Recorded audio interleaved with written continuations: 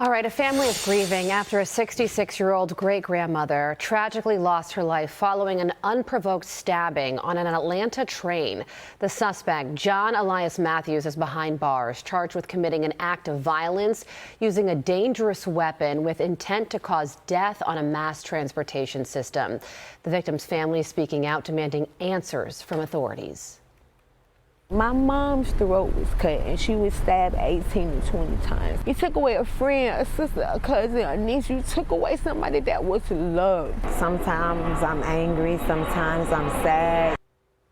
Metro Atlanta Transit authorities releasing a statement following this horrific situation, saying, quote, "This appears to be a senseless act of violence, and our thoughts are with the victim's loved ones and those who witnessed this horrific incident. MARTA police are actively investigating and remain committed to the safety and security of our riders and employees." Joining me now to discuss this is Atlanta small business owner and former chairman of operations to MARTA, Bruce Lavelle. Bruce, what an absolutely horrific situation here where a woman, a great-grandmother, was riding the train at 11 o'clock in the morning and her throat was slashed. She was stabbed between 18 and 20 times in a completely unprovoked attack. You heard from her daughter there. She would go on to say, "To me, it's negligence. With the security and patrolling, anybody has access to get on and off the trains. If you're allowing free stuff like that, for me, police patrolling was negligent. There was no security. There was nothing. The whole situation is a situation that could have been prevented." I mean, this is a family that's left horrified, devastated, searching for answers. What sort of insight can you provide on why and how this could have happened? Yeah, good morning, Carly. Yeah, thank you. Thanks for having me. Well, I got to put back on my MARTA hat. I did serve 6 years. I was, as you opened the show, I was chairman of operations at MARTA.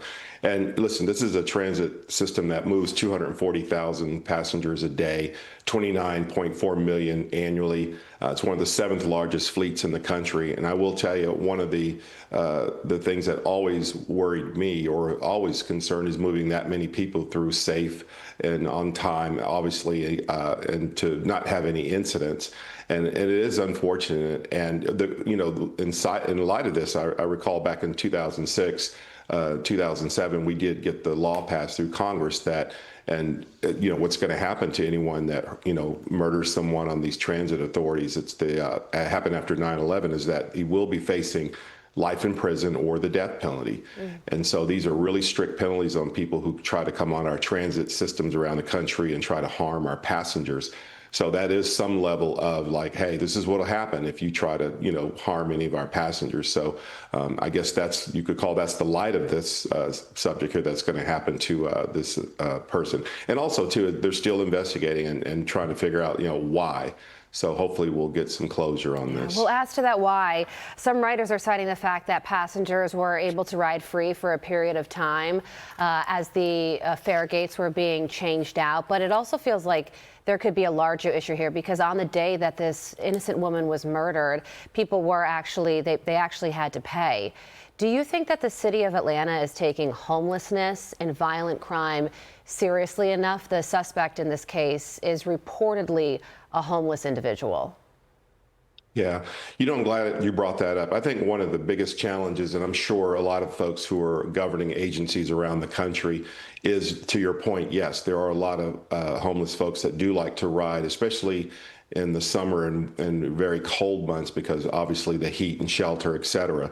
And that's one of the biggest things that challenges that a lot of the passengers, especially our female passengers, when there's folks down there that sleep on the train cars and walk around on the platforms, et cetera, is trying to deter that and to try to put these folks over in some of the shelters like Atlanta Union Mission that we have and many other missions. And I will say Atlanta, in all defense, it is one of the top 5 safest transit systems around the country, and it is one of the top cleanest. I can say that. But like many other agencies, to your point, Carly, that has been an ongoing challenge of folks that jump on the system or fare evade and jump over and try to seek shelter and of course, talk to some of the passengers, or she might use the term harass and ask for money, et cetera.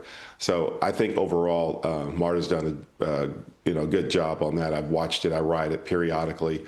Some of my colleagues ride it still. So I'm still very optimistic. And real quick, we were a part of the in my tenure, getting cameras on the rolling stock as well as the trains, and so we could have surveillance. And you saw we had cameras where we can identify and start locating who the perpetrator was. I mean, you look at the details of this situation, and it is the only thing that's separating it from the Irina Zarutska situation that got national attention, and every single person saw her face and knew that woman's name, was the fact that it was caught on camera.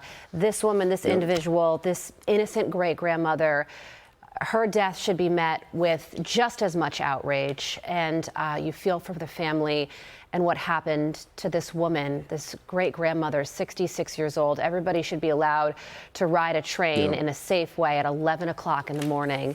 And something needs to change to make sure that this never happens again. Bruce, thank you so much for joining us.